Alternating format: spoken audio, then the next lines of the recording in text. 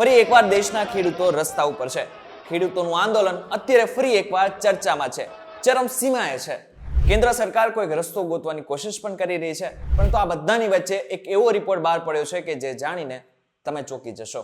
આ રિપોર્ટ છે નાબાર્ડનો. 30 રાજ્યોના 710 જિલ્લાઓના 1 લાખ પરિવારો સાથે સર્વે બાદ આ રિપોર્ટ બહાર પાડવામાં આવ્યો છે.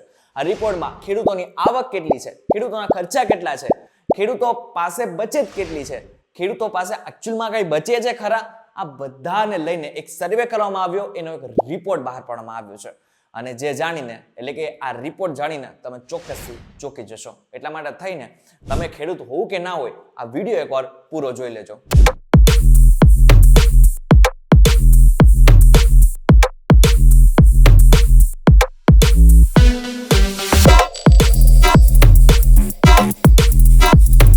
વેલકમ બેક ફોક્સ વીટીવી ગુજરાતી.com માં તમારું સ્વાગત છે અને હું છું કરણ ચડોત્રા. નાબાર્ડ એટલે કે national bank four agriculture and rural development દ્વારા એક રિપોર્ટ બહાર પાડવામાં આવ્યો છે.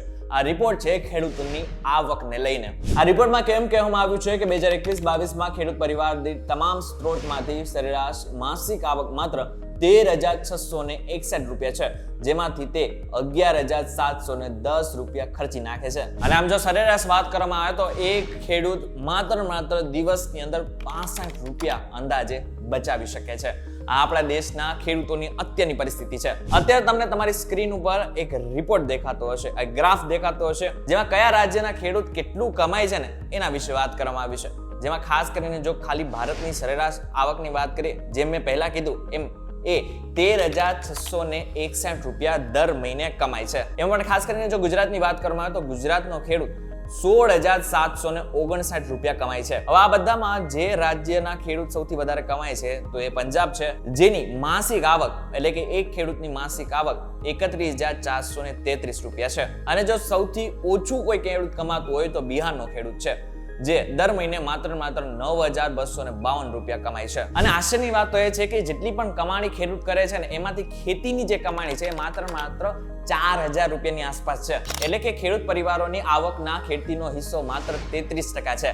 મતલબ એમ થયો કે ખેડૂત પરિવારો ખેતીમાંથી રોજના 150 રૂપિયા પણ કમાઈ શકતા નથી. અને જો બીજી બાજુ બિન કૃષિ પરિવારોનો માસિક ખર્ચની વાત કરીએ તો 10,665 રૂપિયા છે, જ્યારે ખેડૂત પરિવારોનો ખર્ચ અંદાજે 11,710 રૂપિયા છે. એટલે કે આમ જોવા જાય ને તો જેટલા પણ લોકો ખેડૂત નથી ને એનો જે ખર્ચો છે ને એ એકચ્યુઅલમાં ઓછો છે, જ્યારે જેટલા પણ ખેડૂતો છે ને એનો જે ખર્ચો છે ને એ વધારે છે. અને ખરેખર આપણા દેશની જે ખેડૂતોની પરિસ્થિતિ છે ને આ રિપોર્ટ બરાબર દર્શાવે છે. હવે આ તો વાત થઈ કે ખેડૂતોની ખર્ચો કેટલો છે, ખેડૂતોની આવક કેટલી છે, પરંતુ હવે મહત્વની વાત, ખેડૂતો પાસે એકચ્યુઅલમાં ટ્રેક્ટર કેટલા છે. આમ જોવા જાય ને ટ્રેક્ટરને લઈને ઘણા બધા રાજ્યોમાં લોન આપવામાં આવતી હોય છે, પરંતુ એકચ્યુઅલમાં ખેડૂતો પાસે ટ્રેક્ટર છે કે નહીં એની વાત કરીએ. એમએસપીની કાયદેસર ગેરંટી અંગે પંજાબ અને હરિયાણાના ખેડૂતોની આગેવાની હેઠળના આંદોલનમાં કેટલાક લોકો તેમના મોડિફાઈડ ટ્રેક્ટર પર સવાલો ઉઠાવી રહ્યા છે. તમામ ખેડૂતો આવા છે તેવી છાપ ઊભી કરવાનો પ્રયાસ કરવામાં આવી રહ્યો છે, જ્યારે આ વાત સાચી નથી. દેશમાં બહુ ઓછા ખેડૂત પરિવારો પાસે ટ્રેક્ટર છે. જો નાબાર્ડના રિપોર્ટની વાત કરવામાં આવે તો દેશના માત્ર 9.1% ખેડૂત પાસે ટ્રેક્ટર છે. અને જો બીજી બાજુ જોવા જાય તો